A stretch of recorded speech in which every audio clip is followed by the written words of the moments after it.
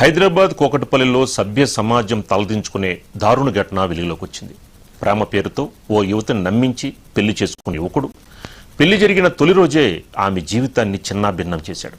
పెళ్లి తర్వాత మొదటి రాత్రి రోజే భార్యకు మత్తుమందిచ్చి తన స్నేహితులతో కలిసి సామూహిక అత్యాచారానికి పాల్పడినట్లు సదరు యువతి కోకటపల్లి పోలీసులకు ఫిర్యాదు చేసింది. నిందితుడికి ఇదివరకే 2 పెళ్లిళ్లు అయ్యాయని, ఆ విషయాన్ని దాచిపెట్టి తనను మోసం చేశాడని బాధితురాలు ఆవేదన వ్యక్తం చేస్తోంది.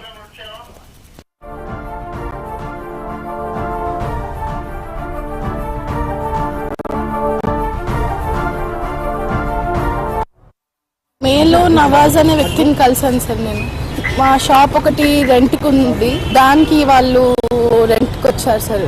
ఈస్టర్న్ ట్రేడింగ్ సొల్యూషన్స్ అని చెప్పి పెట్టారు, ట్రేడింగ్ చేస్తామని చెప్పి పెట్టారు సార్ ఆ షాప్.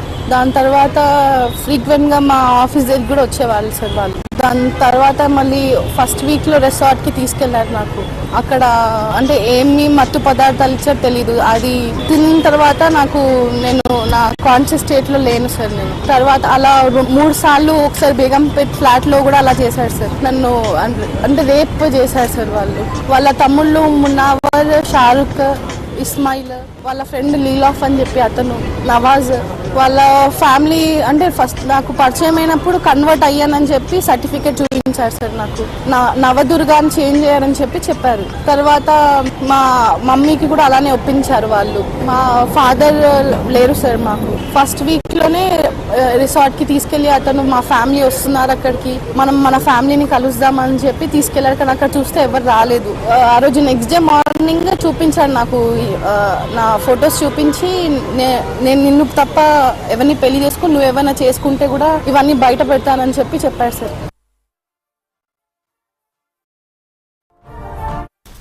హైదరాబాద్ కోకటపల్లిలో సభ్య సమాజం తలదించుకునే దారుణ ఘటన వెలుగులోకి వచ్చింది. ప్రేమ పేరుతో ఓ యువతిని నమ్మించి పెళ్లి చేసుకున్న యువకుడు పెళ్లి జరిగిన తొలి రోజే ఆమె జీవితాన్ని చిన్నాభిన్నం చేశాడు.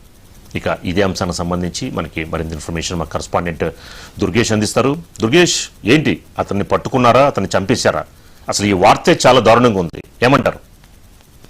హైదరాబాద్ నగరం కూకట్పల్లి పిఎస్ పరిధిలో దారుణమైన ఘటన చోటు చేసుకుంది. అది ఆలస్యంగా వీళ్ళకి వచ్చింది. 2025 మే 20 నాడు పెళ్లి చేసుకున్నటువంటి నేపథ్యంలో కేవలం వాళ్ళ ఇంట్లోకి ఎంటర్ అయినటువంటి నెల్లూరు జిల్లాకు చెందినటువంటి షేక్ ఎవరైతే ఉన్నారో, షేక్ నవాజ్ అని ఉన్నాడు.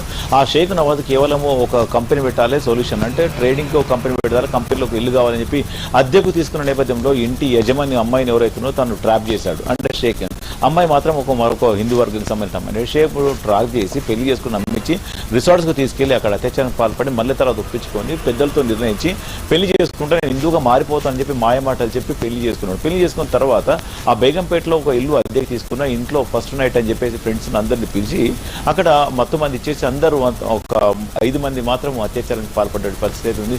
అయినప్పుడు పోలీసులకు ఫిర్యాదు చేశారు. పోలీసులకు ఫిర్యాదు చేసినప్పుడు ఇంతవరకు నిందితులు పట్టుకోలేము అని ఆందోళన చెందుతున్న పరిస్థితి. మొత్తం మీద పోలీసులు మొత్తం రంగంలోకి దిగి కేసు నమోదు చేసుకొని దర్యాప్తు చేస్తామని చెప్తున్నాను. ఇప్పటికున్న ఇర్ఫాన్ ఎవరైతే ఉన్నారో షేక్ వ్యక్తి కూడా నవాజ్ కూడా తను పరారులో ఉన్నటువంటి పరిస్థితి. తనంతా కూడా ట్రేడింగ్ చేశాడు.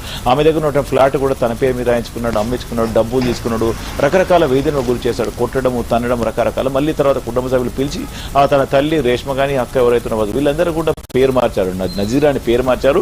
పేరు మార్చిన తర్వాత తలాక్ అని 3 సార్లు చెప్పి సరిపోతుంది, ఎవరితోనైనా పెళ్లి చేసుకోవచ్చు అని చెప్పి మాయమాటలు చెప్పి ఆమెకు బెదిరింపులకు పాల్పడే పరిస్థితి అయితే ఉన్నది. తనతో ఉన్న డబ్బు వాయే అత్యాచారం గురైంది, అన్ని రకరకాలుగా జరిగినటువంటి పరిస్థితి అయితే ఉన్నది. ఇదంతా కూడా జరిగినట్టు నేపథ్యంలోనే మనం చూస్తున్నాం. ఎందుకంటే ఇదంతా హైదరాబాద్ నగరం కాదు, ఇక్కడ చాలా చోట్ల జరుగుతున్నాయి. ఇప్పుడు నెల్లూరు జిల్లాకు చెందినటువంటి వ్యక్తి ఇంత దారుణంగా ఉరిగట్టాడు అని ఎవరు ఊహించలేకపోతుందని చెప్తారు. మొత్తం ఇటువంటి నిందితులను కూడా కఠినంగా వ్యవహరించే మహిళా సంఘాలు అండ్ హిందూ సంఘాలు కూడా మండిపడుతున్న పరిస్థితి. లవ్ జిహాద్ పేరుతోని అమ్మాయిలను ట్రాప్ చేసి మోసాలకు పాల్పడుతున్నటువంటి పరిస్థితి ఉన్నది. ఇప్పటికైనా మేలుకోగలగాలి అని చాలా మంది కూడా చెప్తున్నప్పటికీ కూడా అమ్మాయిలు మాత్రము ఇటువంటి మోసగారి చేతిలో మోసపోతున్న పరిస్థితి. మొత్తం కూకట్పల్లి పోలీసులు అయితే కేసు నమోదు చేసుకొని జీఆర్ఎఫ్ఐఆర్ చేసి బేగంపేటకు ట్రాన్స్ఫర్ చేశారు. ఎందుకంటే బేగంపేట పిఎస్ పక్కన ఉన్నటువంటి ఒక అపార్ట్మెంట్ అద్దెకి తీసుకొని అక్కడ ఫస్ట్ నైట్ పేరు చాలా మంది 5 మంది ఇస్మాయిల్, ఇర్ఫాన్, నవాజ్ వీళ్ళు ఎవరైతే ఉన్నారో అది ఇస్మాయిల్ వీళ్ళందరూ కూడా తన ఫ్రెండ్స్, బంధువులు వీళ్ళందరూ కూడా 5 మంది ఎవరైతే ఉన్నారో వీళ్ళందరూ కూడా అత్యాచారానికి పాల్పడే నేపథ్యంలోనే ఆమె మొత్తం అందించి చేశారు ఇదంతా కూడా. అందుకే ఆమెను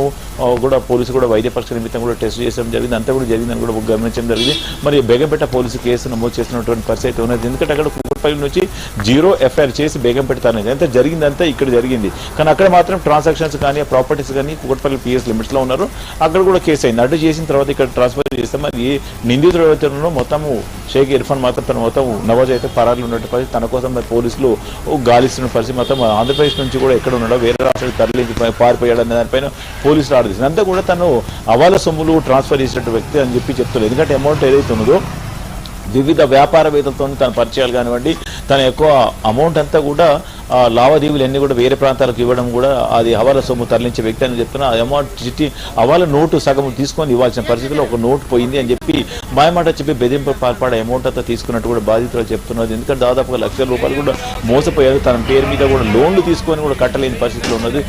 ఎవరికి చెప్పుకోవాలి, ఏం చేయాలని అగమ్య గోచమైన పరిస్థితి అని ఇప్పటికైనా పోలీసులు కేసు నమోదు చేసుకుని ఇటువంటి లవ్ జిహాద్ కానీ ప్రేమించి పెళ్లి చేసుకోవడం మతం మారిపోతామని చెప్పి రకరకాల మోసాలకు పాల్పడుతున్న ముఠాలు హైదరాబాద్ తెలంగాణ తెలుగు రాష్ట్రాల్లో కూడా చాలా మంది ఉన్నారు.